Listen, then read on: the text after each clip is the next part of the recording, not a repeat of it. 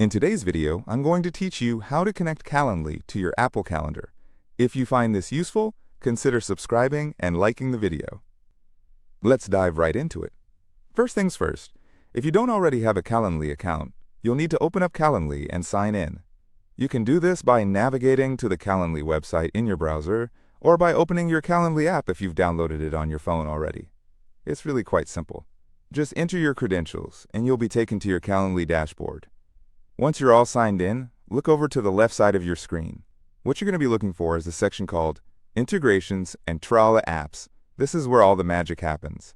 Click on that option, and you'll be directed to a page that shows you various application integrations available.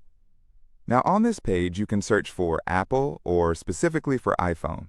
Just type it in the search bar, and you'll see a list that pops up.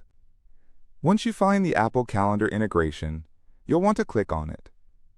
If you're using the mobile app, this will redirect you to the App Store where you can find the Calendly mobile app. It's essential to note that, currently, there might not be a direct way of connecting your Calendly account solely through the Calendar app itself. Once you've made any necessary connections in your mobile app, head back to the App section after you've downloaded the Calendly app on your device. You will find the Integrations and Apps section just like you did earlier. It's a smooth transition, and you'll use the same steps you followed on the desktop. If all goes well, you'll see an option to connect your Apple Calendar directly. Just follow the prompts provided by Calendly. You may be asked to grant permission for Calendly to access your Apple Calendar. Always make sure to read through permissions so you know what you're allowing with your account. Once you approve the permissions, your Calendly events should start syncing with your Apple Calendar seamlessly. And remember, it's always a great practice to double-check your calendar to ensure everything is working as it's supposed to. Open up your Apple Calendar and browse through to see if your events scheduled via Calendly are appearing.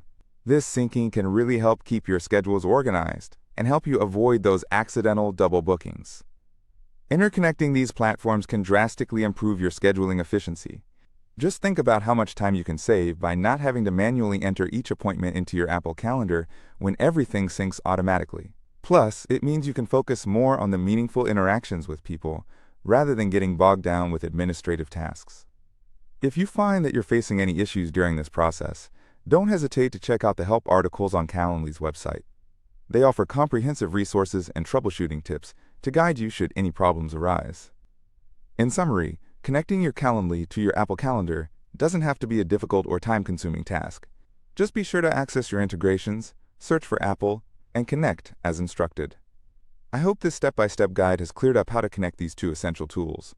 They really can make your life much easier by allowing you to manage your schedules with a simple click. Thank you for sticking around. If you found this video helpful, remember to like it and subscribe for more content on how to optimize your digital tools and enhance your day-to-day productivity.